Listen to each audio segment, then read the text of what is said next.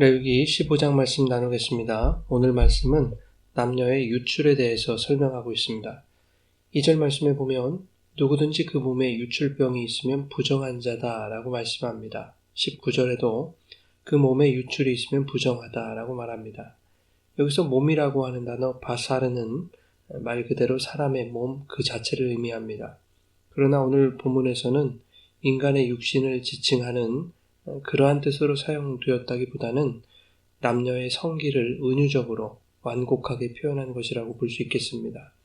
즉 유출 혹은 유출병이라는 것은 남녀의 생식기에서 분비물이 흐르는 것을 의미한다라는 것이지요.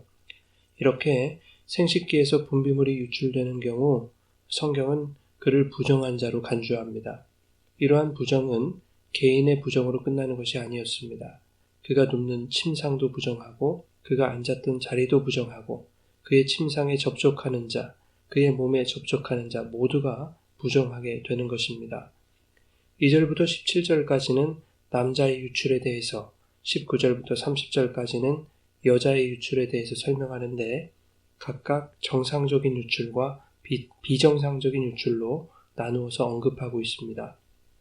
정상적인 유출에 대해서 살펴보자면 남성의 경우 16절과 17절에서 알 수 있듯이 정상적으로 설정한 경우를 말합니다. 신명기 23장 9절 이하에서 언급하고 있는 몽설이 이에 속한다고 할 수 있겠습니다. 또한 정상적인 부부관계에 의한 설정도 여기에 속하죠. 이렇게 정상적인 설정이라 하더라도 성경은 그를 부정하다라고 하는 것입니다. 비정상적인 유출은 병적인 측면에서의 유출입니다. 남성의 비정상적인 유출은 생식기에서 고름 등이 흐르는 것을 말합니다. 이것은 성적으로 매우 문란했음을 말해주는 것이지요. 여성의 경우 정상적인 유출은 여성의 생리기간을 말합니다. 비정상적인 여성의 유출은 생리기간 이외에 출혈이 있는 경우를 말하는 것이지요. 복음서에 나오는 혈루증 여인이 이 경우에 속한다고 할 수 있습니다. 그런데 18절에 보면 남녀가 동침하여 설정하였거든 둘 다 물로 몸을 씻을 것이며 저녁까지 부정하다라고 말씀합니다. 이것을 정상적인 부부가 아닌 비정상적인 남녀관계에서 이루어진 성관계를 전제하는 것이다 라고 설명하는 해설들도 많이 있습니다. 그러나 성경이 정상적인 유출과 비정상적인 유출의 단락을 정확히 구분하고 있고 또 18절 말씀이 16절부터 시작하는 정상적인 유출을 설명하는 그 단락 속에 있다는 것을 주목해 볼 필요가 있습니다. 또한 비정상적 유출의 경우에는 산비둘기 2마리나 집비둘기 2마리로 각각 속죄제와 번제를 드려야 했습니다. 그러나 정상적인 유출의 경우에는 몸을 물로 깨끗이 씻는 것으로 정결의식을 행하면 됐습니다. 18절의 경우에 남녀가 동침하여 설정하였거든 둘 다 물로 몸을 씻을 것이다 라고 말씀하는 것으로 보아서 이것을 비정상적인 남녀관계에서 이루어지는 그러한 성적 행위로 보기는 힘들 것 같습니다. 성경은 정상적이든 비정상적이든 모든 성적 행위에 대해서 부정한 것으로 보고 있는 것이지요. 성경이 정상적인 부부관계에서의 성생활도 부정하게 보고 있는 것은 남녀의 성관계 자체를 죄악시하거나 속된 것으로 말하려는 것은 아닙니다. 31절에 보면 이렇게 말씀하죠. 너희는 이와 같이 이스라엘 자손이 그들의 부정에서 떠나게 하여 그들 가운데 있는 내 성막을 그들이 더럽히고 그들이 부정한 중에서 죽지 않도록 할지니라. 하나님의 성막을 더럽히지 않는 것은 무엇을 의미할까요? 하나님 앞에서 예배를 더럽히지 않는 것입니다. 이스라엘 주변 민족들은 신전에서 난잡한 성적 행위들을 통해 풍요제를 지내는 등의 그런 방탕한 종교의식을 행했습니다.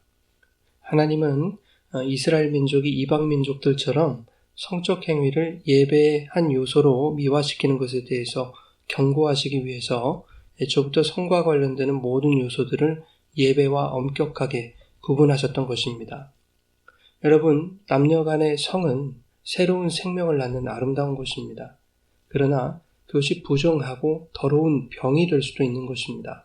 하나님과 나와의 관계를 무너뜨릴 뿐만 아니라 가정을 파괴하고 예배를 파괴하고 교회를 파괴하는 이방 민족들의 음란함에 지나지 않을 수 있다는 것입니다.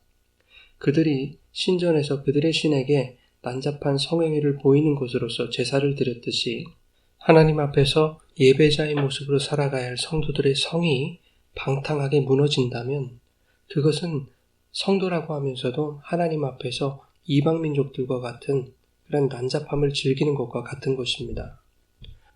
오늘 본문 말씀의 유출이라는 단어는 흐르는 것이라고 하는 주구라는 단어입니다. 하나님이 이스라엘에게 약속하신 땅이 있었습니다. 젖과 꿀이 흐르는 그 땅, 가나안 복지입니다. 유출이라는 단어, 이 주구가 바로 흐르는 이라는 단어와 동일한 단어입니다. 젖과 꿀은 양분을 공급하는 생명줄과도 같습니다. 성도 안에 흐르고 있는 것은 하나님으로부터 공급되는 젖과 꿀이 되어야 합니다. 그것으로부터 생명이 공급되는 것이죠.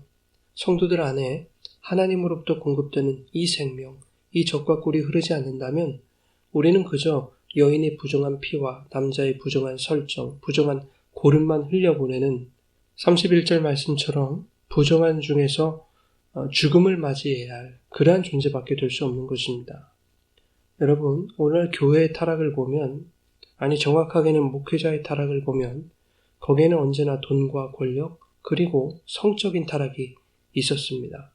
비단 목회자뿐만이겠습니까? 개인의 타락도 다르지 않습니다. 크게는 한 사회도 한 나라도 그렇게 망하지 않았습니까? 소돔과 고모라가 그랬고 로마 제국도 그렇게 시들지 않았습니까? 여러분 자신은 어떻습니까? 여러분의 가정과 교회와 여러분이 속한 사회와 공동체는 과연 여러분으로 인하여 아무런 문제가 없다고 장담할 수 있습니까? 하나님이 우리에게 원하시는 정결은 나타나고 드러나는 것보다도 우리의 가장 은밀한 부분에서의 정결을 원하십니다. 여러분의 은밀한 부분, 여러분의 몸의 순결, 여러분의 성적인 순결, 하나님은 이 모든 것을 여러분의 신앙과 동떨어져 있지 않은 믿음의 차원으로 생각하고 계시는 것입니다. 우리의 믿음은 이러한 은밀한 중에 드러나게 되는 것입니다. 그러나 인간은 완전할 수가 없죠. 때때로 은밀한 죄를 짓고 생각으로든 행위로든 순결하지 못한 죄에 빠지게 됩니다. 심지어 오늘날 우리는 하나님을 바라보지 않고 세상의 가치를 주인 삼는 것도 가늠죄가 되는 그러한 시대를 살아가고 있지 않습니까? 그런 여러분, 하나님 앞에서 정결함을 지킨다는 것은 쉽지 않은 일입니다. 어찌 보면 매 순간 부정한 모습으로 살아가고 있는 우리들의 존재 아니겠습니까? 그래서 우리에게 예수가 필요한 것입니다. 마가복음 8장의 혈루증 여인이 예수님의 옷에 손을 댔습니다. 심보가 괘씸한 여인 아닙니까? 이 여인은 18년 동안이나 혈루증으로 알아왔던 부정한 자였습니다. 누군가가 그녀의 몸에 접촉된다면 그 또한 부정해지는 것이지요. 그런데 이 여인은 자기가 일부러 예수의 옷자락을 만진 것입니다. 예수님을 부정한 자로 만들려는 심산이었을까요? 그렇지 않습니다. 자신의 힘으로는 자신의 부정함을 그리고 그 혈루증을 고칠 방도가 없다는 것을 잘 알았기 때문입니다. 여러분, 우리도 마찬가지입니다. 우리의 힘으로, 우리의 능력으로는 결코 우리의 부정함을 깨끗하게 할 수가 없습니다.